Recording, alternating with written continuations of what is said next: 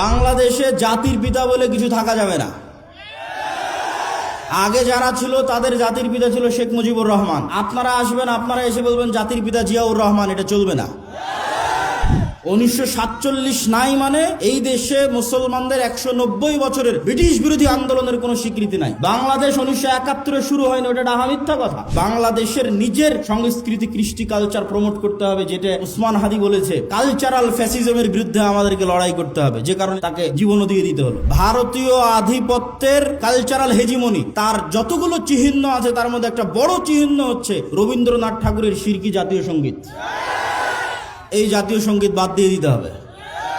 কারো কাছে কোন এক রাজনৈতিক দলের কাছে বিক্রি হয়ে গেলাম রাজনীতির কথা বলতে গিয়ে, আলহামদুলিল্লাহ আব্দুর রাজ্জাক বিন ইউসুফের ছেলে, ওই জন্য ইনশাআল্লাহ জন্ম হয়নি।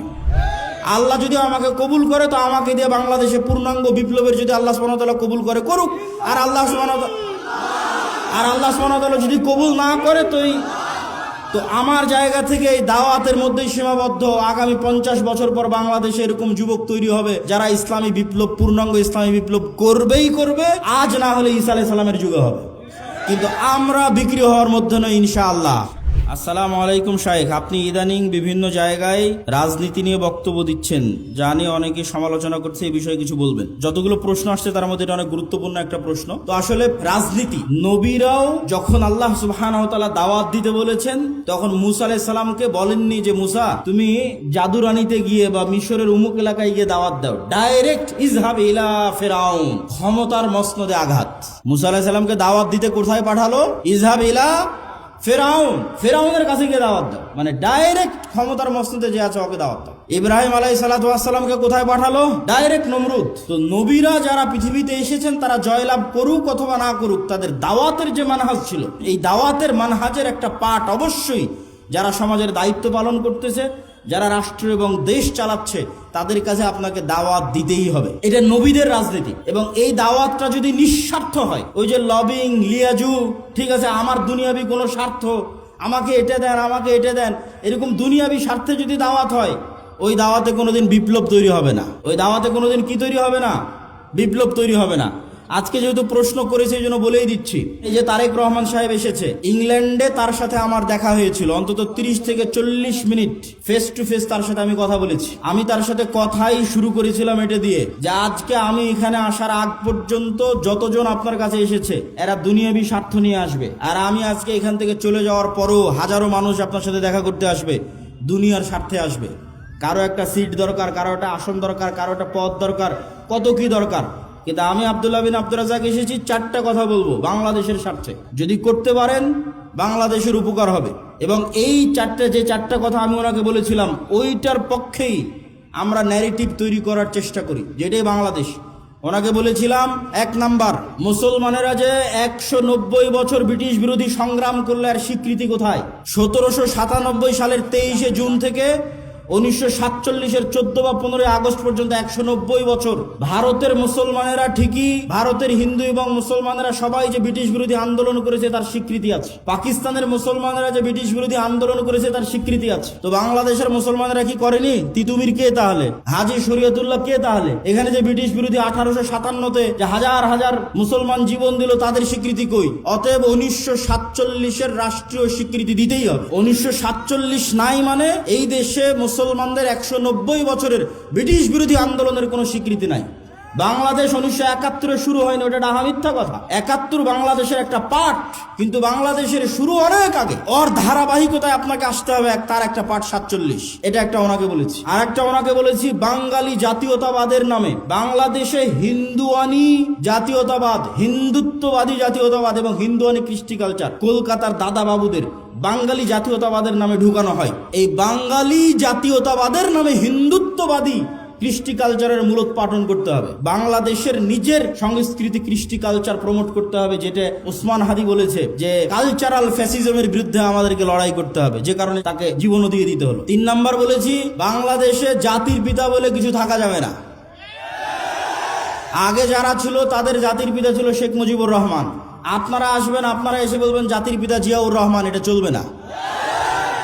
আপনি এতটুকু করতে পারেন, এই পুরো বাংলাদেশ তৈরিতে যাদের অবদান আছে তাদের সবাইকে সমান একটা মর্যাদার জায়গায় দিতে পারেন, ফাউন্ডার ফাদার্স এরকম একটা মর্যাদার জায়গায় দিতে পারেন, যেখানে শেরে বাংলা একে ফজলুল হকও থাকবে, হোসেন শহীদ সোহরাওয়ার্দীও থাকবে। এই অঞ্চলের মুসলমানদের যে ধারাবাহিক আন্দোলনের স্বীকৃতি আছে সেটার স্বীকৃতি থাকবে। 4 নাম্বার বলেছি, অত্র অঞ্চলে ভারতীয় আধিপত্যের যে হেজিমনি, কালচারাল হেজিমনি, তার যতগুলো চিহ্ন আছে তার মধ্যে একটা বড় চিহ্ন হচ্ছে রবীন্দ্রনাথ ঠাকুরের শিরকি জাতীয় সঙ্গীত। এই জাতীয় সঙ্গীত বাদ দিয়ে দিতে হবে। তো আমরা দাওয়াত দেই, আমরা কথা বলি দুনিয়াবি কোনো স্বার্থ নয়। আলহামদুলিল্লাহ, আলহামদুলিল্লাহ, দুনিয়াবি কোনো স্বার্থ নয়। এবং বিশ্বাস করি যে বাংলাদেশে একদিন পূর্ণাঙ্গ বিপ্লব করা সম্ভব। আমি পূর্ণাঙ্গ বিপ্লবের স্বপ্ন দেখি চীন মৈত্রী সম্মেলনে, যেখানে বাংলাদেশের সকল রাজনৈতিক দলের নেতারা ছিল। ওখানে আমার 7 মিনিটের বক্তব্য শুনে দেখিও আমি পূর্ণাঙ্গ বিপ্লবের ডাক দিয়েছি। তাতে 30 বছর লাগুক, 50 বছর লাগুক, কিন্তু বাংলাদেশে সম্ভব। কেন সম্ভব? যদি সম্ভব না হতো আমি বলতাম না। বাংলাদেশে কয়েকটা কারণে সম্ভব। বাংলাদেশের 90% মানুষের ভাষা বাংলা, বাংলাদেশের 90% মানুষের ধর্ম ইসলাম। যদি এরকম হতো চিটাগাংয়ের ভাষা হিন্দি, রাজশাহীর ভাষা বাংলা, ঠাকুরগাঁয়ের ভাষা পাঞ্জাবি, আর সিলেটের ভাষা হচ্ছে কি বলে ওর নাম, আর একটা ভাষা ধরলাম গুজরাতি অথবা ধরলাম বিহারি, তাহলে আমি বলতাম না বাংলাদেশে বিপ্লব সম্ভব নয়। আবার যদি দেখতাম না এখানে অর্ধেক পাঠান বাস করে, অর্ধেক পাঞ্জাবি বাস করে, অর্ধেক উমুক বাস করে না, তাহলে আমি বলতাম এখানে বিপ্লব সম্ভব নয়। আবার যদি দেখতাম এখানে 50% মানুষ হিন্দু, 50% মানুষ এখানে খ্রিস্টান, বিপ্লব সম্ভব নয়। বাংলাদেশে যে কোনো একটা আদর্শের উপর বিপ্লব খুবই সম্ভব, কেননা এখানে 90% মানুষের ভাষা বাংলা, বলে বাংলা, লেখে বাংলা, সংস্কৃতি বাংলা।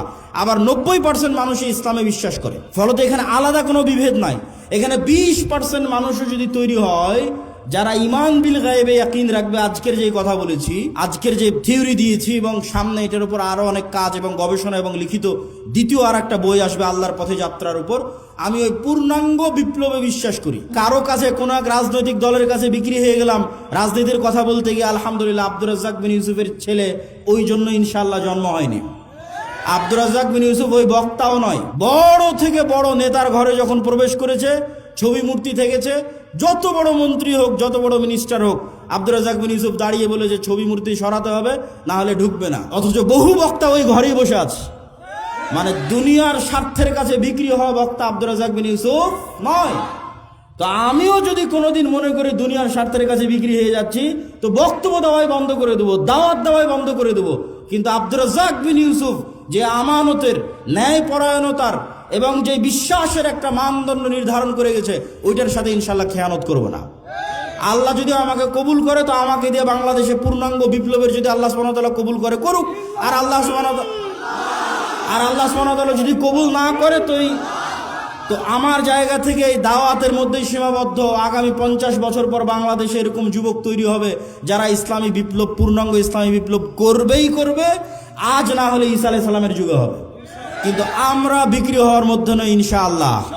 আর ওইভাবে আমাদেরকে আমার মা এবং বাবা বড়ও করেনি, আলহামদুলিল্লাহ। দুনিয়ার কারো কাছে কোনো কিছুর জন্য মুখাপেক্ষী নয়, আলহামদুলিল্লাহ। আল্লাহ সুবহানাহু ওয়া তাআলা যেন এটার উপর ঈমান পর্যন্ত, মৃত্যু পর্যন্ত থাকার তৌফিক দান করে, আল্লাহুম্মা আমিন। আসসালামু আলাইকুম ওয়া রাহমাতুল্লাহি ওয়া বারাকাতুহু।